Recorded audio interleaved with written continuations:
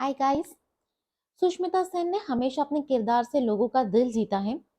वो हमेशा से ही ऐसे कुछ प्रोजेक्ट्स करते आई है, फिल्में हो या फिर वेब सीरीज, जिन्होंने दर्शकों का ध्यान अपनी ओर खींचा है। एक बार फिर से सुष्मिता सेन एक ऐसे ही किरदार में नजर आने वाली है।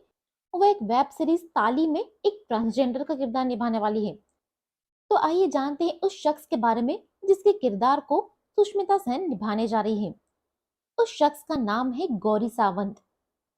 दरअसल गौरी सावंत एक ट्रांसजेंडर है और किन्नरों के हित के लिए सालों से काम करती आ रही है। अब आपको बताते हैं गौरी कौन है और आखिर क्यों उनकी जिंदगी पर इतनी बड़ी वेब सीरीज बन रही है।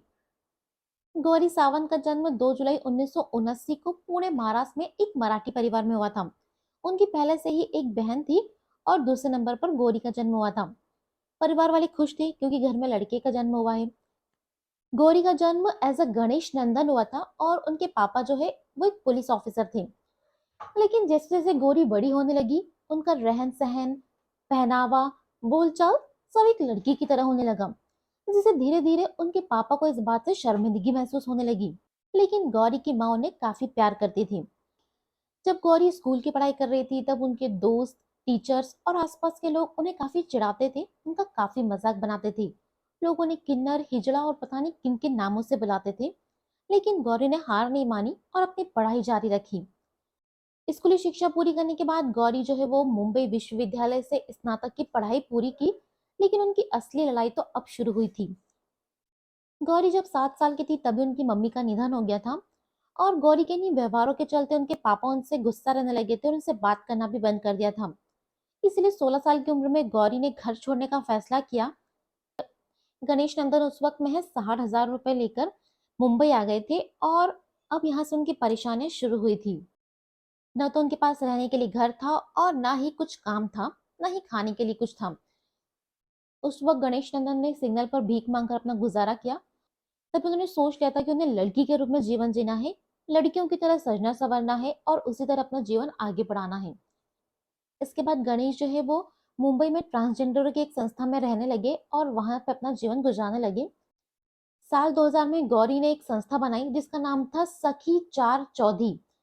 और ये संस्था जो है वो किन्नरों की सहायता और उनके हित में काम करना शुरू कर दिया था। गौरी ने ये फैसला कर लिया था कि उन्होंने जिस तरह का जीवन जिया है वो दूसरों को उस तरह का जीवन नहीं जीने देगी और उनकी सहायता करेगी।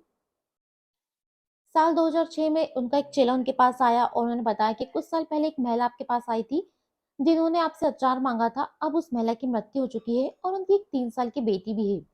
गौरी जब उनके घर गई तो वहां पर कुछ लोग मौजूद थे जिनका उस महिला के ऊपर कुछ कर्जा था और वो उनकी 3 साल की बेटी को बेचना चाह रहे थे। ऐसे में गौरी ने उस लड़की को वहां से लिया और उसे गोद लेने का फैसला किया।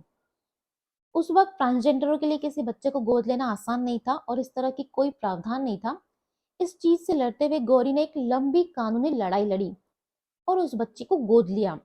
गौरी ने उस लड़की का नाम गायत्री रखा था और वो आज वो बच्ची 24 साल की हो चुकी है और डेंटिस्ट बन चुकी है और अपने आगे की पढ़ाई भी पूरी कर रही है।